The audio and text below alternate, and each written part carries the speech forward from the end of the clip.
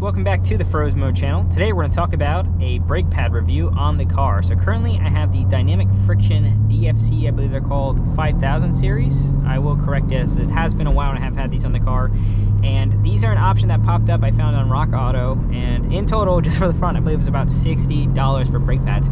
So I know when it comes to this platform, everything is expensive and M-taxed and crazy numbers. And when it comes to it, I saw this guy, I'm like, I have to give it a shot. At the end of the day, with how these cars are and everything, with on the street, I know with the OEM pad and everything, it's like, you know, a great dual duty track pad and everything. But in the off season as it is right now, I thought, why not give it a shot with those brakes? And I must say I am pretty happy and impressed. Now there are of course some caveats and expectations when it comes to it. I know this brake pad is not going to wear or hold up to hard abuse and driving, and I have experienced that myself. The pedal does get flat, or not flat, but it does get soft with any heat into them. I have done some winter runs in the mountain with these guys, and they do find their limit. When it comes to the bite and everything, some people like to say it's about like 20% less than anything. I think it's a bit more dramatic. With that being said, I've been having track pads on the car for the past two brake pads, so I'm used to that progressive and wooden bite and feel. But that being said, they do a good job. The dust is not too horrendous. I know a lot of folks are saying it's greatly reduced, but then again, I drive the car hard, so I am chewing up those brake pads pretty hard, so I am making dust regardless, and when it gets hotter and everything, it just makes it work out of its range of what's intended. So not a problem. They are wearing really well. I've had these on for, I want to say almost like at least 5, 6, 7,000 miles on the car, and they've been absolutely fine for just the daily driving aspect of going around. I took them on my trip to Maine, which is just mostly highway cruising and everything, and it's easy to recommend. When it comes to sound and screeching, I have no sounds or screeching. The rear of my car, I have the EBC blue stuff that I still have from my track days. It's kind of a dual use track pad, blah blah blah. It's not the worst, and they don't make much dust since the caliper is small anyways. So overall, I definitely say I can recommend them. The install was not a problem. I did put that on my channel if you guys want to see it. I'll link it right here. But I think it's great. I think it is a shame that a lot of these brands love upselling brake pads.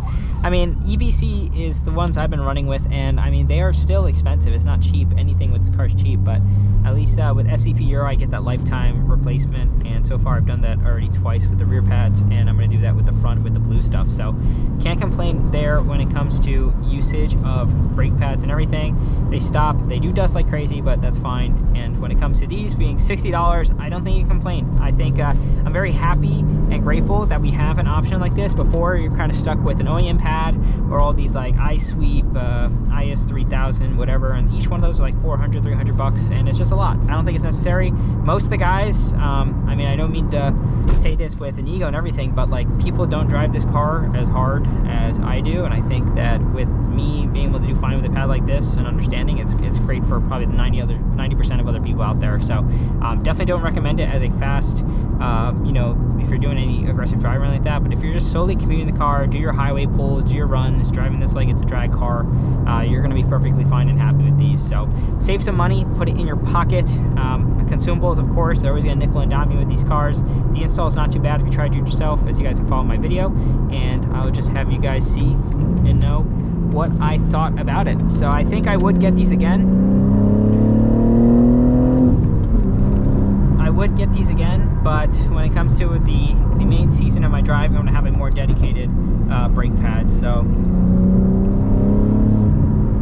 should be good, should be very good. So thank you guys so much for watching. If you have any questions about these brake pads, please put them down below. I'm always happy to tell you.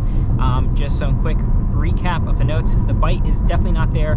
They do fade faster. The dust is better than stock, but it's still not you know, ridiculously good like these other ones that are low dust.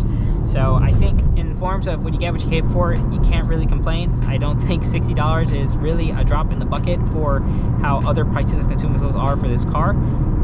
On the rotors, they've been fine as well, so really can't complain. So if you guys like them, I'll link them down below in the subscription or the description box, and I will catch you guys in the next video. Feroz Moto out.